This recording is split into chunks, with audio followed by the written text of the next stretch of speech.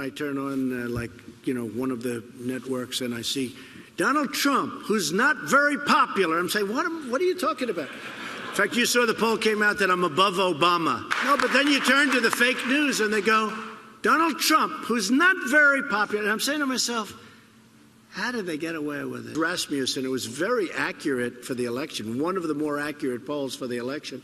And you're in that category, and you get nothing but bad publicity. Now, it's fake publicity.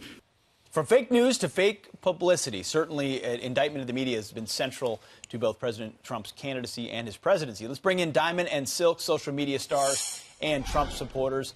Ladies, good morning. Thank you very much for being here. So the Trump campaign also released what they're calling an accountability survey, asking people these questions. We're going to put them up on the screen.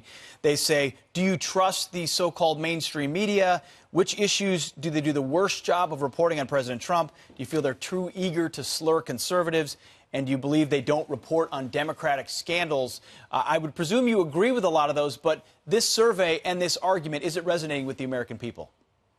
I think it is. Yeah. I think people are tired of the very fake news, the left-wing media spreading lies. I mean, deliberately spreading lies and wanting you to go on with that narrative. You know, they supposed to be free press, but they're trying to be a control press where they control the masses of people with their fake news narrative, and it's got to stop. And I am so happy that the Trump campaign is bringing awareness to this issue. Maybe right. Congress should call them up there to the Hill to see what's going on with the media and why do they keep smearing people like they do. Mm-hmm.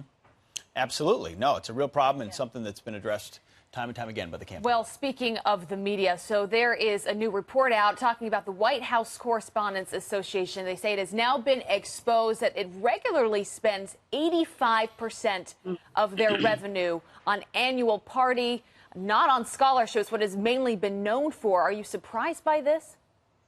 Well, that's very surprising. You know, they always point the finger on the other side, but look at them. It sounds like this here could be, I think, could be a slush fund. Mm-hmm. You know, if you're going to take 85% and you're going to spend that on a meal and to bash somebody and only use 15% on what it's supposed to be used for, what are you doing? That's right. What are you doing? And it looks like somebody should call them out or just get rid of it altogether. Let's stop this here. Sounds like it's been exposed, Ed, at this point. Well, I used to be, I want to tell you guys, I used to be president of the Correspondents Association, so I ran the dinner one year. So I take issue with you saying it's a slush fund. It's definitely not a slush fund. I was there. I saw accountability for it. But I agree with your general point that a lot more money should go to scholarships. I'm on record saying that. I was president in around 2012, 2013, and I think too much is spent on that dinner, to your point, and not enough on the money that we say we're giving to the next generation of journalists. I just wanted to be clear. It's not a slush fund. People are not misusing the money. But I agree with you that it should be about the next generation. Absolutely. And notice, though, that's my personal opinion. It sounds like to me. Yes. But you know what? If you're going to have an organization that's supposed to help people with scholarships and use the money for that, but you're going to take 85% of it and use it for someone to eat and to bash someone, that's appalling to me. Well, your point is that it feels like the swamp. Like, we tell you we're all about the scholarships. We're all about the kids. They're always about the kids. But 85% of it is about our tuxes and our speeches and our fancy drinks. And that's the swamp for you. No, really. I mean, I'm not indicting Ed. I think he does great. He's done a lot of great work on that. It's just how it's viewed. I got to bring you to a third topic. Rosie O'Donnell, turns out she loves Democrats so much, gals, that she gave too much, went over the donation limits to multiple Democrats over the legal limit. Does it surprise you that Rosie's giving would be so overly generous?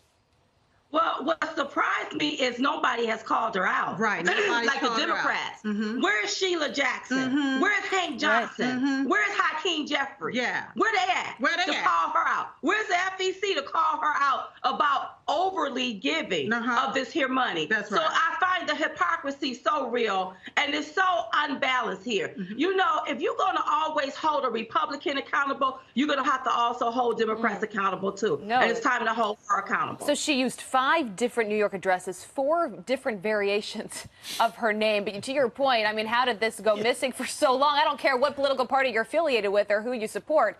These are things that we should know about it and handle correctly. Diamond and Silk, always good. Whenever they call her on a hill, know, they need to make sure she's under oath. That's right. Have her under oath to explain why she's using these different aliases. That's right. To get away with it. Wow, Exactly. she'll probably get the Hillary Clinton treatment. Let's Thank you both.